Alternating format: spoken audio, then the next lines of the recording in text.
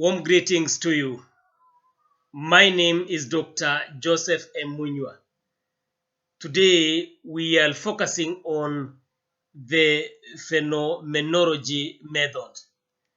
In essence, the phenomenology method is a research method that is housed in the realm of the qualitative research methods.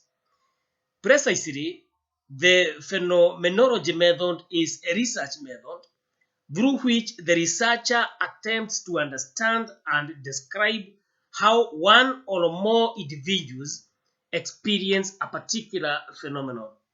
For instance, let us turn our attention to Bhopal, which is the capital city of Madhya Pradesh state in central India.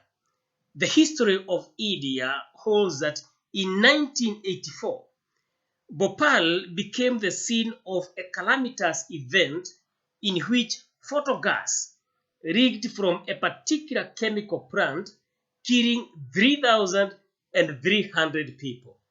In this case, through the phenomenology method, the researcher can study a sample composed of 10 survivors of the Bhopal tragedy to investigate the aftermaths of the said toxic gas on the lives of the survivors of that disastrous tragedy.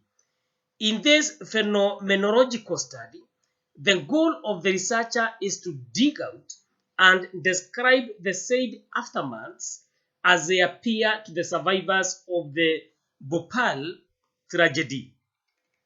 In sum, therefore, the phenomenology method helps the researcher unearth what is concealed in ordinary, everyday experience.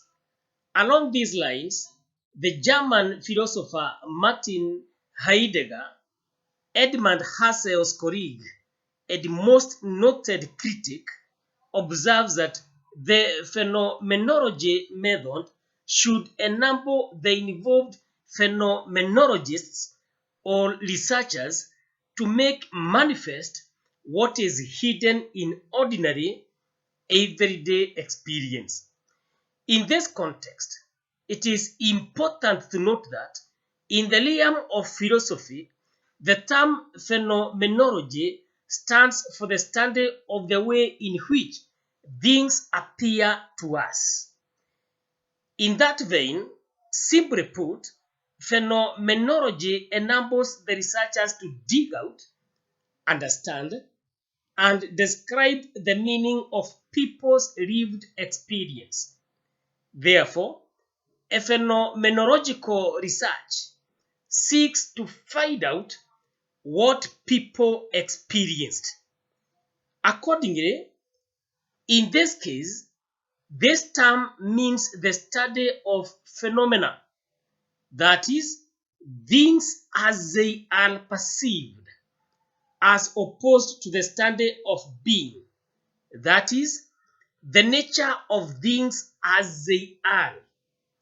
In support of this assertion, Edmund Husserl, who is the founder of phenomenology, firmly observes that phenomenology is a method by which someone can distinguish the way things appear to be from the way one thinks they really are. In a word, Husserl concludes that phenomenology is devoted to describing the things themselves. Thank you for your time. Bye for now.